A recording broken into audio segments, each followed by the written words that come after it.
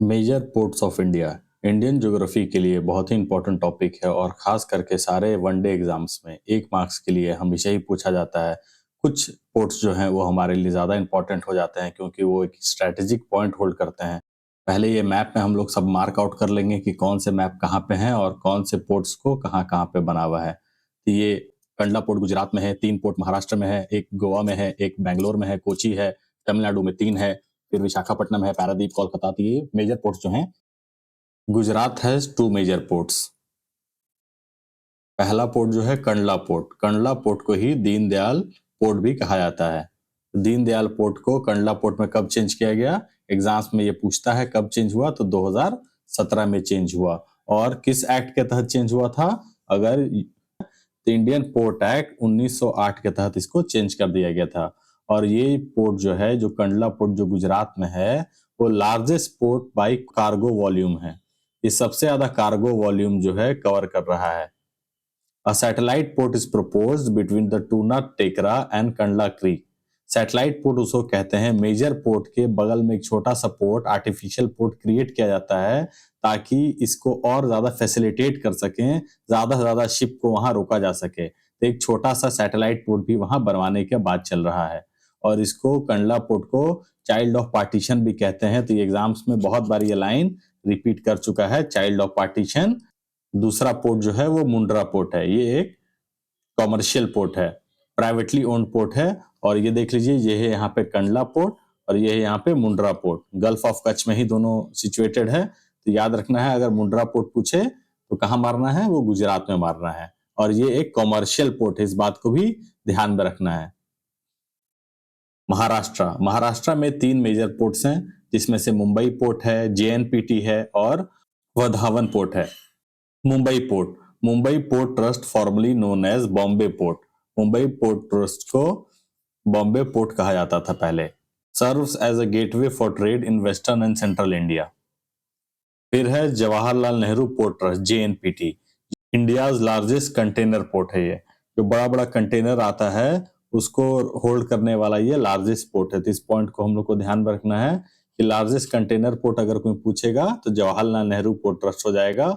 और handles India's 55% of countries container traffic को। 55% of India का अकेले ये जेएनपीटी ही इसको हैंडल कर ले रहा है। तो सोच लीजिए कितना ज्यादा स्ट्रेटेजिक पोर्ट है ये इंडिया के लिए। ये देख लीजिए बड़े बड़े कंटेनर्स को, ये उसके फोटो है, बड़े बड़े कंटेनर्स को ये होल्ड करता है। कार्गो का कंडला पोर्ट है, उससे के से कंडला कर लेंगे। और कंटेनर शिप का जो है वो हम लोग को मारना है JNPT. Dhawan port, it will feature an artificial harbor protected by backwaters designed to accommodate large vessels like Panamax and Cape-size ships. ये बड़े बड़े जहाजों को होल्ड करने वाला या डॉक करने वाला पहला पोर्ट बन गया है वधावन पोर्ट। ये भी महाराष्ट्र में है और ये एक आर्टिफिशियल पोर्ट है जिसको बनाया गया है। गोवा में एक ही मेजर पोर्ट है, मोर्मुगुआ। द लार्जेस्ट पोर्ट है, originally develop for iron ore export के लिए जाना जाता है। यहाँ से आयरन ओर को जापान भेजा जाता है। और Mormugao port is set to open an international and domestic cruise terminal by March 2025। Karnataka में एक ही मेजर पोर्ट है जो कि मैंगलोर पोर्ट है। न्यू मैंगलोर पोर्ट जो है ऑल वेदर पोर्ट है। It features the deepest inner harbour on west coast यानी वेस्टर्न घाट्स वाले साइड में ये डीपेस्ट है।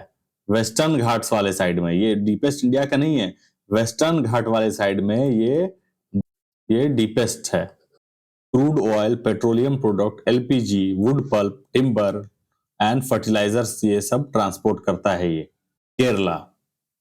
केरला में इकलौता पोर्ट है कोचिन पोर्ट जो है India's largest international container transshipment terminal है। और वेल्लापडाम टर्मिनल भी यहाँ पे बनाया जा रहा है एडवांस कार्गो हैंडलिंग के लिए। ये कैसे वर्क करता है?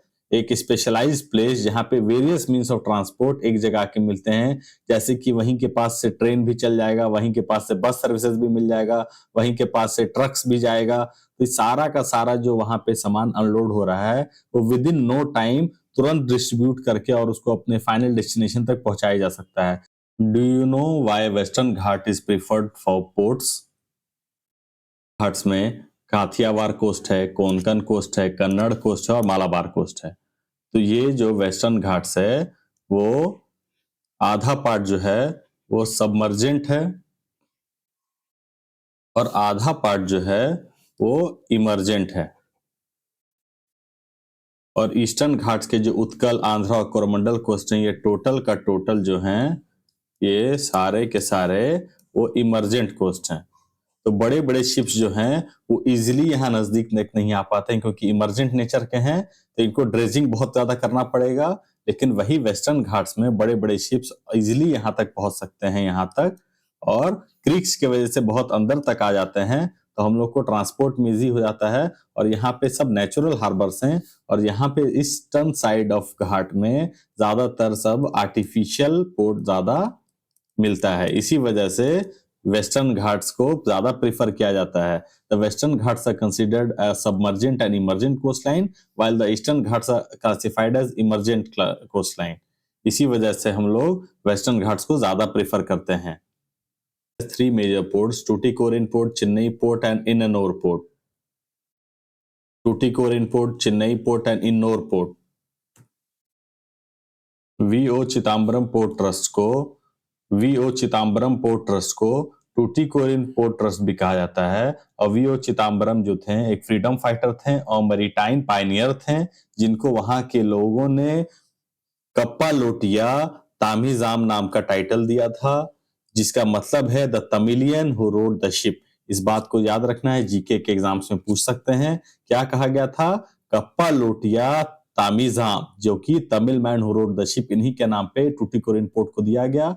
और याद रखिए, ज्यादातर जो ईस्टर्न घाट्स में पोर्ट आते हैं वो सारे के सारे इमरजेंट नेचर का है ईस्टर्न घाट, इसी वजह से आर्टिफिशियल पोर्ट क्रिएट करना पड़ता है। तो याद रखना है, आर्टिफिशियल पोर्ट है ये टूटिकोरिन पोर्ट।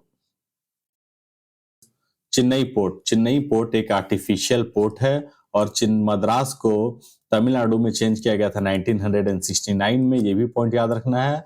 और तीसरा पॉइंट याद रखना है कि चेन्नई व्लादिवोस्टोक यानी जो रशिया में है maritime corridor enhances trade between India and Russia और ट्रैवल टाइम को 40 दिन से घटा करके 24 दिन कर देगा। तो चेन्नई हमारे लिए बहुत ही इंपॉर्टेंट रोल प्ले करता है ईस्टर्न साइड को कवर करने के लिए।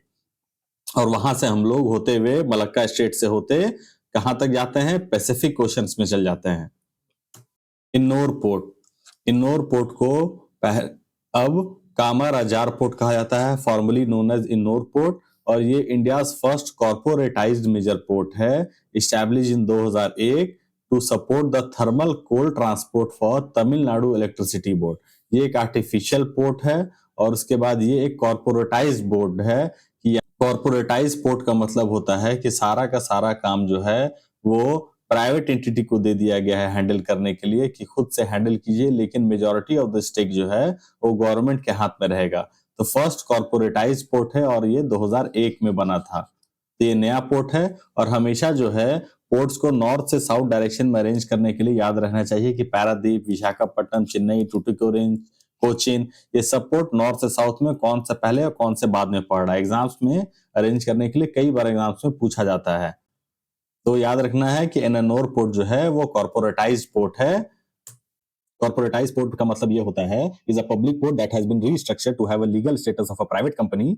The government retains the ownership of the port but the port authority manages it like a private enterprise. Andhra Pradesh has 2 major port, Visakhapatnam and Krishnapatnam. Visakhapatnam port में ये म्यूजियम है। ये 1965 इंडिया पाकिस्तान वॉर के बाद जो सबमरीन है इसको लाके म्यूजियम बना दिया गया। Visakhapatnam enhances India's influence in the Indian Ocean region connecting to the South Asia। Visakhapatnam जो ईस्टर्न घाट पे है ये साउथ एशिया को कनेक्ट करने का बहुत इंपॉर्टेंट रोल प्ले करती है। Visakhapatnam is the closest container terminal to the Malacca strait. Malacca strait जो है वो मलेशिया और इंडोनेशिया के बीच में पड़ता है, वहां से ये सबसे ज्यादा नजदीक पड़ती है जो कि कंटेनर टर्मिनल है।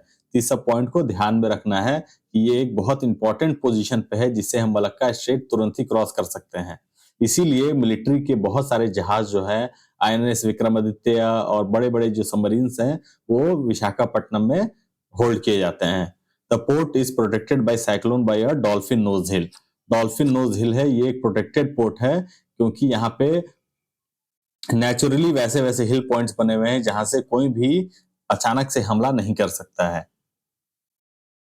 कृष्णापट्टनम पोर्ट किसके नाम पे बना है? वो कृष्णदेवराय, जो कि फाउंडर जो थे, कृष्णदेवराय विजयनगर एम्पायर के फाउंडर कौन थे? हरिहरन बुक्का, और उसी में आते हैं फिर कृष्णदेवराय। तो कृष्णदेवराय के नाम पे इस पोर्ट का नाम रखा गया है, जो एक प्राइवेट पोर्ट है। और Krishnapatnam port in Andhra Pradesh is the deepest port in India. ये पोर्ट जो है ये डीपेस्ट पोर्ट है। तो याद रखिएगा, जिस तरह से ये जो कृष्णदेवराय थे जितने गहराई में घुस करके काम किए विजयनगर एम्पायर के लिए, उसी तरह कृष्णापट्टनम पोर्ट भी डीपेस्ट पोर्ट ऑफ इंडिया है। Odisha has one major port, Paradip.